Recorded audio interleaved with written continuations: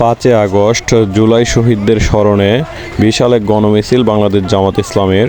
এটা হচ্ছে ভোলা জেলার লালমোহন থানা থেকে বের হয়। আমি পুরো মিছিলটি দেখানোর চেষ্টা করব।